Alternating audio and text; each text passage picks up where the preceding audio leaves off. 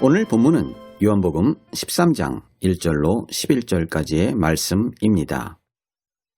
오늘 본문은 요한복음 13장 1절로 11절까지의 말씀입니다. 다 같이 읽도록 하겠습니다. 6월절 전에 예수께서 자기가 세상을 떠나 아버지께로 돌아가실 때가 이른 줄 아시고 세상에 있는 자기 사람들을 사랑하시되 끝까지 사랑하시느니라. 마귀가 벌써 시몬의 아들 가롯 유다의 마음에 예수를 팔려는 생각을 넣었더라. 저녁 먹는 중 예수는 아버지께서 모든 것을 자기 손에 맡기신 것과 또 자기가 하나님께로부터 오셨다가 하나님께로 돌아가실 것을 아시고 저녁 잡수시던 자리에서 일어나 겉옷을 벗고 수건을 가져다가 허리에 두르시고 이에 대야에 물을 떠서 제자들의 발을 씻으시고 그 두르신 수건으로 닦기를 시작하여 시몬 베드로에게 이르시니 베드로가 이르되 주여 주께서 내 발을 씻으시나이까. 예수께서 대답하여 이르시되 내가 하는 것을 내가 지금은 알지 못하나 이후에는 알리라. 베드로가 이르되 내 발을 절대로 씻지 못하시리이다. 예수께서 대답하시되 내가 너를 씻어주지 아니하면 내가 나와 상관이 없느니라. 시몬 베드로가 이르되 주여 내 발뿐 아니라 손과 머리도 씻어 주옵소서. 예수께서 이르시되 이미 목욕한 자는 발밖에 씻을 필요가 없느니라. 온몸이 깨끗하니라. 너희가 깨끗하나 다는 아니니라 하시니 이는 자기를 팔 자가 누구인지 아심이라. 그러므로 다는 깨끗하지 아니하다 하시니라. 우리는 지난 2주 동안 6월절과 6월절 만찬에 대해 자세히 알아보는 시간을 가졌습니다.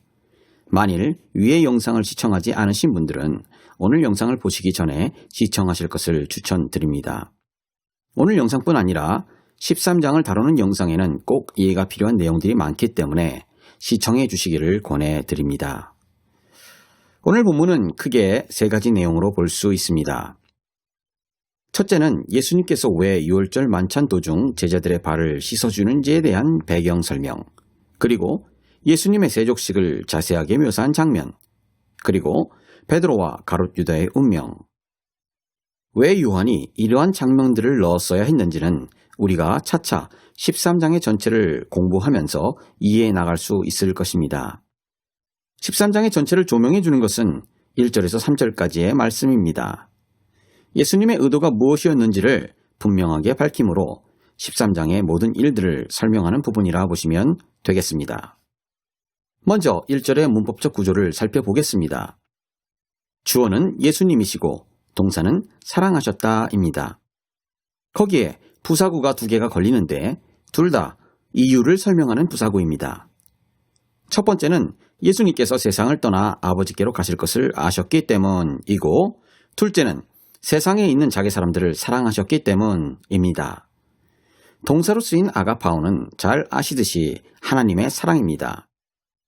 무조건적이고 막을 수 없으며 제한이 없는 그런 사랑입니다. 그런데 그 사랑을 하게 된 이유가 2개의 부사구인 것입니다. 첫 번째 이유는 이제 시간이 다 되어서 육체적으로는 더 이상 예수님께서 이 세상에 계실 수 없다는 것을 아신 것입니다. 그래서 예수님께서 남은 시간을 사랑하는 데 쓰셨다는 것입니다. 두 번째로는 그 대상이 누구인지를 정확하게 아셨다는 것입니다.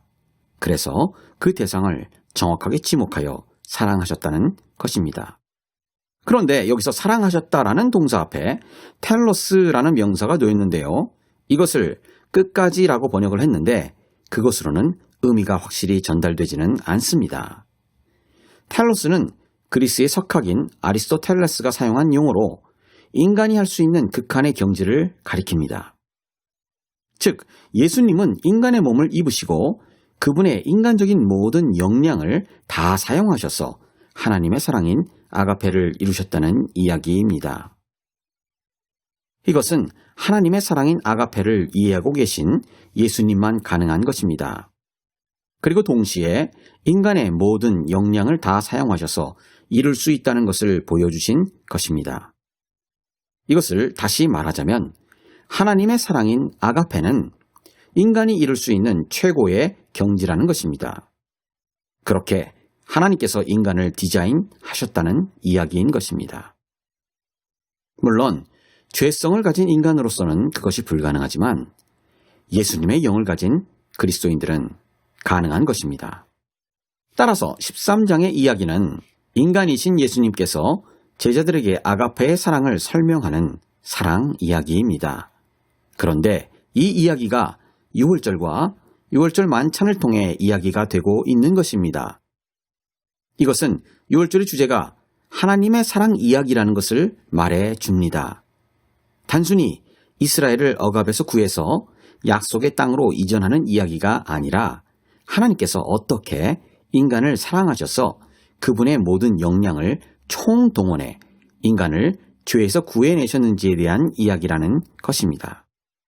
그런 맥락에서 요한복음 13장과 고린도전서 13장은 연관성이 있습니다.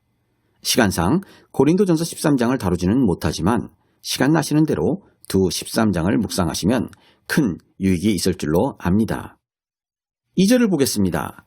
1절에 보면 예수님께서 만찬 전에 이 모든 사실을 이해하시고 만찬에 임하신 것이라면 2절에서는 마귀는 만찬이 시작된 이후 작업을 시작합니다. 고춧가루를 뿌리는 것입니다. 하지만 그것이 전부입니다. 그들이 할 수 있는 일이라는 것이 방해를 하는 것입니다. 그리고 그것조차 하나님의 뜻을 이루는 데 사용이 되고 맙니다. 세상에서 우리가 사는 동안 이러한 방해와 장애물들이 있습니다. 성경은 그것을 없다고 하거나 부인하지 않습니다. 모든 하나님의 일에는 꼭 이러한 어려움들이 따릅니다. 또 한 가지는 1절에 이야기하신 예수님께 속한 사람들과 그렇지 않은 사람들에 대한 이야기입니다. 예수님께서 손수 뽑으신 12명 가운데서도 한 명은 예수님께 속하지 않은 사람이었습니다. 그렇다면 우리가 살고 있는 이 세상에는 얼마나 많은 사람들이 선택받지 못한 채 살고 있을지 짐작이 갑니다. 심지어 교회 안에서도 그런 사람들이 섞여 있다는 것입니다. 마귀는 그런 사람들을 곳곳에 배치해 놓아서 우리로 시험과 올무에 빠지게 하는 것입니다.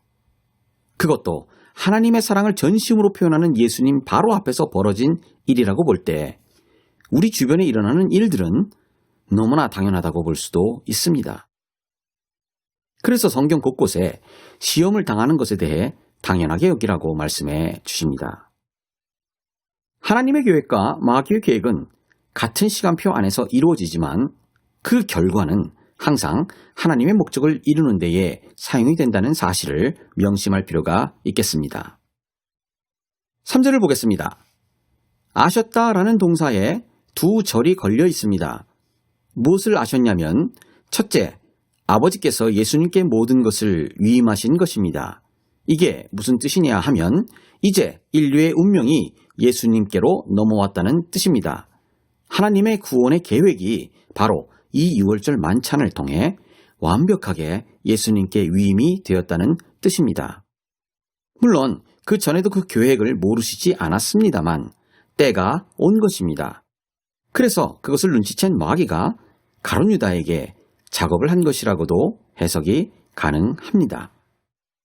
둘째로 1절과 마찬가지로 육체를 입고 이 세상에 계실 시간이 얼마 남지 않았다는 것을 아셨습니다. 이제 곧 하나님께로 가야 할 때가 온 것입니다. 그런데 여기 재미있는 차이가 있습니다. 첫 번째에서는 아버지라는 단어를 썼는데 두 번째에서는 하나님이라는 단어를 사용합니다. 즉 모든 것을 위임하셨을 때는 아버지와 아들의 관계에서 이루어진 것이고 이제 육신을 떠나 원래 있으셨던 위치로 가실 때는 신성의 위치로 가신다는 것을 의미합니다. 그래서 이 두 가지 모두를 아신 것인데 이 땅에서의 해야 할 일과 그것을 마친 후 어떤 위치로 돌아가실지를 아신 것입니다. 이것이 왜 중요하냐면 먼저 예수님의 목적이 이 땅에서만 있는 것이 아니라는 것과 일단 이 땅에서의 목적을 마치셨을 때 또 다른 목적을 위해 가셔야 하기 때문에 더 이상 이 세상과 인간적인 관계는 존재할 수 없다라는 것을 아신 것입니다. 그 두 가지 모두를 아신 후에 하신 행동이 바로 제자들의 발을 씻는 것이었습니다. 그러므로 제자들의 발을 씻으신 것은 단순한 일이 아니었습니다. 겸손을 보이기 위해 하신 것도 아니었고 단순히 본을 보이시기 위해 하신 것도 아니었습니다. 여기에는 전 우주적이고 시대를 뛰어넘는 하나님의 사랑과 지혜가 녹아 있었습니다. 이제부터 그 사랑의 이야기를 자세하게 알아보도록 하겠습니다.